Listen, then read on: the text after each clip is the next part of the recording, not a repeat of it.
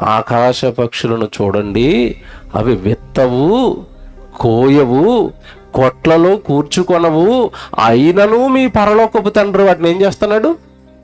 పోషిస్తున్నాడు. అవి దేవుడి పైన ఆనుకున్నాయి గనక వ్యవసాయం చెయ్యకపోయినా, కష్టపడకపోయినా దేవుడి పైన ఆనుకున్న ప్రతి దానిని దేవుడు పెంచి పోషిస్తాడు.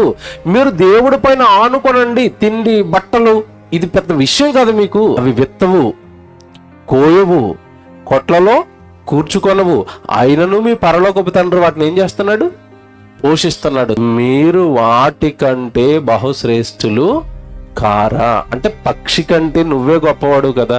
నీ కోసం పుట్టిన పక్షినే దేవుడు పెంచి పోషిస్తున్నప్పుడు నిన్ను పెంచడా? నువ్వు ఆయన కొరకు బ్రతుకుతున్నప్పుడు నిన్ను పెంచుకునే ఆ ప్రేమ దేవుడికి నీ మీద ఉంటుంది కదా. ఆకాశ పక్షులను విచారించుము, అవి నీకు తెలియజేస్తాయి. ఏం తెలియజేస్తాయంటే, మేము స్వదేశానికి వెళ్ళిపోతున్నట్టుగా, మేము ఏ దేశం నుంచి వచ్చామో ఆ దేశాన్ని గుర్తుపట్టుకున్నట్టుగా మీరు కూడా మీ స్వదేశాన్ని గుర్తుపట్టండి. అది పక్షులు నేర్పేది.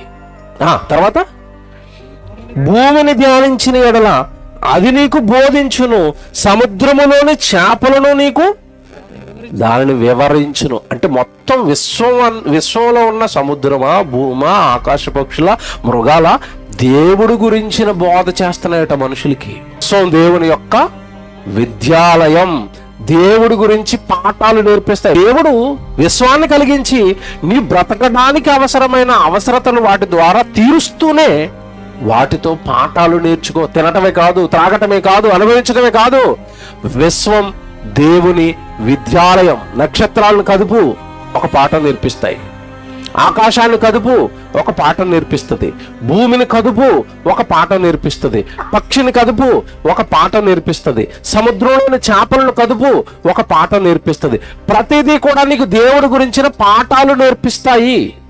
విశ్వం దేవుని యొక్క విద్యాలయం.